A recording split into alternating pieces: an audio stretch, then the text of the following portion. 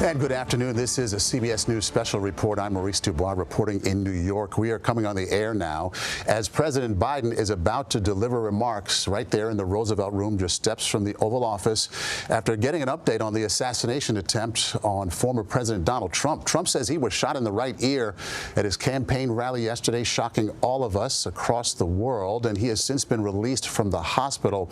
Earlier today, the White House released a photo of the president receiving a briefing with Homeland Security and law enforcement officials there in the Situation Room. We now know the name of the rally attendee who was killed, Corey Comparator, a Pennsylvania firefighter, a father described as a girl dad. He was shot while trying to protect his family. We are not expected to hear from Trump himself today. He is traveling to Milwaukee as planned for the Republican National Convention.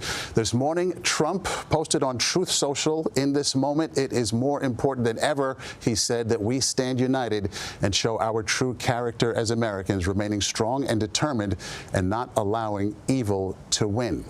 Again, we're waiting for the president. Here he is. He's entering the Roosevelt Room, accompanied by top cabinet officials, including the vice president. Let's listen.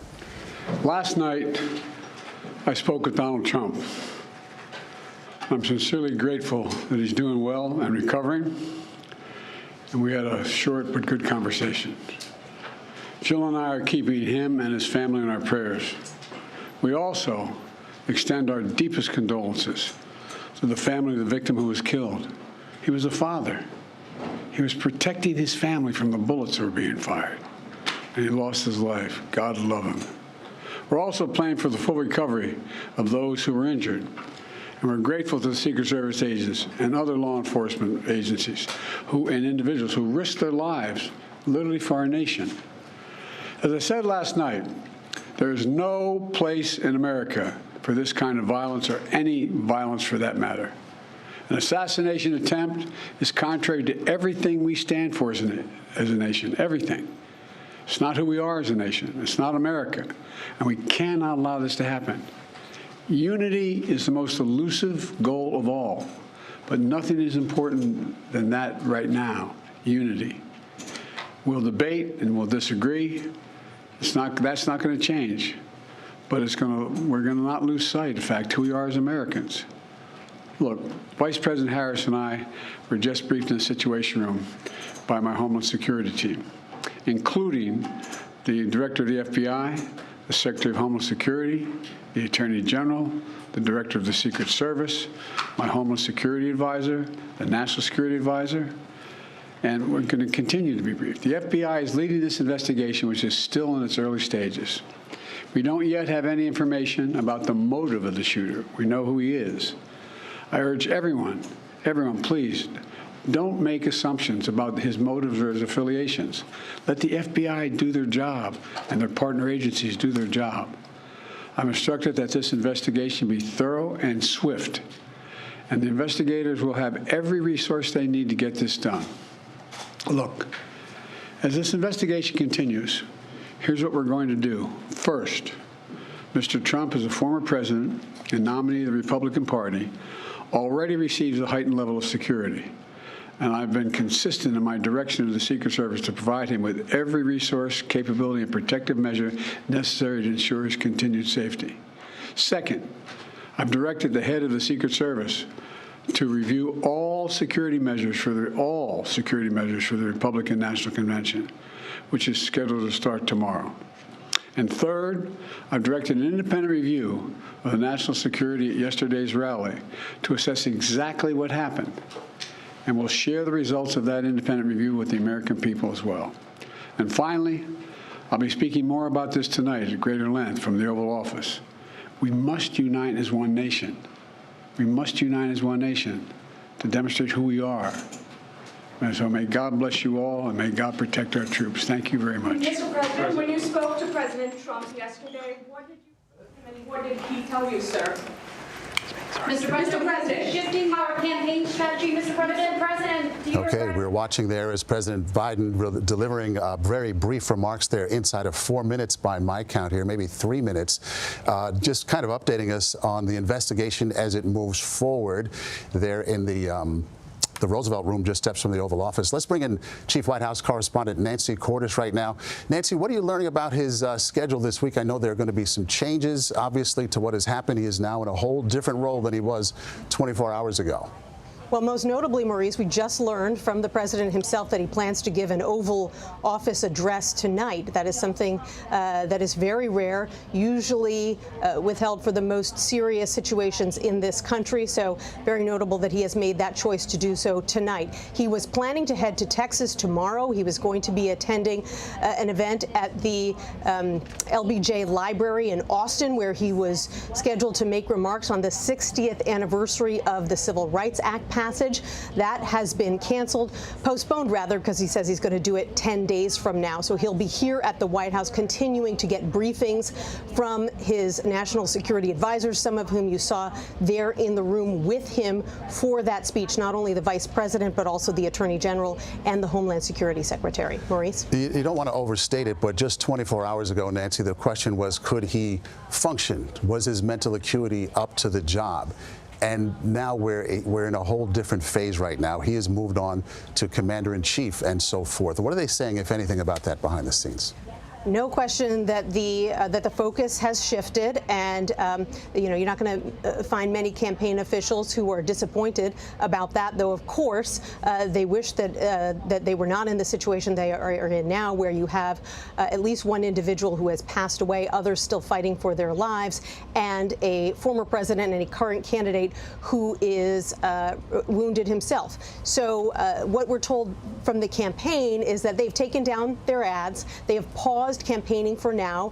They had plans to roll out a couple of different things today, like a new Republicans for Trump operation that is obviously, Republicans for Biden rather, operation that has now been put on hold as they try to show their respect in the wake of an assassination attempt. Okay, Nancy Cordes at the White House, thank you so much. Major Garrett is in Milwaukee, where the Republican National Convention starts tomorrow. Major, everything appears to be moving forward as scheduled. Are we hearing anything from the Trump team tonight, this afternoon? Yes, we are, Maurice, and everything is going to go as planned. There is one notable addition to the schedule here in Milwaukee that was not anticipated even before yesterday. Nikki Haley, who challenged former President Trump for the longest period of time, won the most number of delegates, will now speak Tuesday evening here in Milwaukee at the Republican National Convention. When the former president put on Truth Social today that the most important thing is to unify, this is a visible expression of that attempt at GOP, meaning Republican Party, unity. Nikki Haley was not going to be here, and she acknowledged that, released her delegates to vote for President Trump if they so chose to last week, but had no intention of being here. There's now been outreach directly to the former ambassador, and she has accepted the invitation. And that is something that is meant by the Trump campaign to explain to all Republicans, those who are here and those nationwide, and those Nikki Haley supporters, that she is part of this endeavor now and will be featured here in Milwaukee. The other thing that's worth noting, Maurice, and this is something that's been clear here in Milwaukee since yesterday afternoon, but the president's saying he's asked the Secret Service to review all security preparations for this convention. That has been anticipated by the host committee here. It has now been formalized by the president. How the Secret Service implements new and tighter security, we don't yet know, but we've all been anticipating that since the assassination attempt in Butler, Pennsylvania yesterday afternoon. Major, is it possible to extrapolate that Nikki Haley's invitation is a change in tone, or is it too early to say something that much? I think it's probably too early to say how that will land in terms of tone, but it is clearly meant to say the Republican Party wants to take all those who criticized or ran against former President Trump and who were not going to be here because of that, in all likelihood, they are now welcome. And that this is one party moving in one direction under former President Trump's leadership. That's a notable shift, not only in Nikki Haley's visibility, but that message about unity not just being something that you can read on social media, but seeing it expressed with this particular invitation. As to the tone of speeches here, I'm told they're all being redrafted in light of the events in Pennsylvania yesterday. Exactly how, we don't know, but there are plenty of members of the Republican House of Representatives who have said some pretty aggressive things in the aftermath of the assassination attempt, trying to at least rhetorically lay this at the feet of the former president or his Democratic allies. We'll see if that takes place on the podium stages here in Milwaukee as the convention opens tomorrow night. Yes, indeed. Words do matter. Major Garrett in Milwaukee for us. Thank you. The investigation into the shooter is still underway. 20-year-old Thomas Matthew Crooks from Bethel Park, Pennsylvania, just an hour away from the shooting site. Let's bring in CBS News reporter Nicole Skanka. Still the questions being, why did he do it? How did he get there? How did he get so close? What was his motive? What happened? And it was interesting to hear there, Maurice, the president saying, don't jump to conclusions. We still have no known motive, but the FBI is leading an investigation he hopes will be thorough and swift. Here's what we do know. The suspect was carrying an AR-style assault rifle on him. ATF and FBI traced that weapon back, found that it was legally purchased by the suspect's father.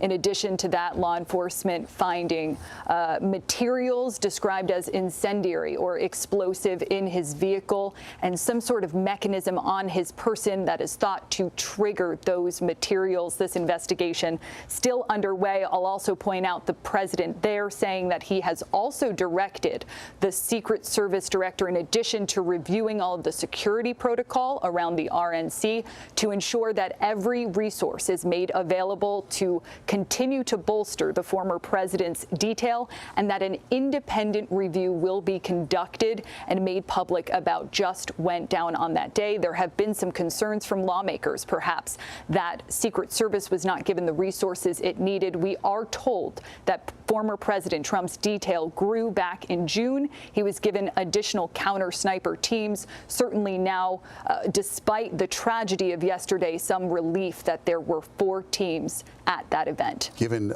extra resources as requested, we should point out, right? Absolutely. Requested by Secret Service officials, and as part of the former president developing a more busy campaign schedule, the decision was made back in June for more resources on the ground. And still unclear as whether the suspect had any accomplices at this point. We don't know. Investigators still looking into that. They have not found anything yet, but they continue to caution. It is early, and this investigation, it is active. And as the president said, don't jump to conclusions. Nicole, thank you for your reporting and insight.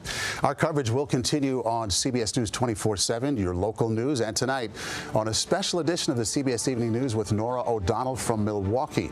This has been a CBS News Special Report. I'm Maurice DuBois.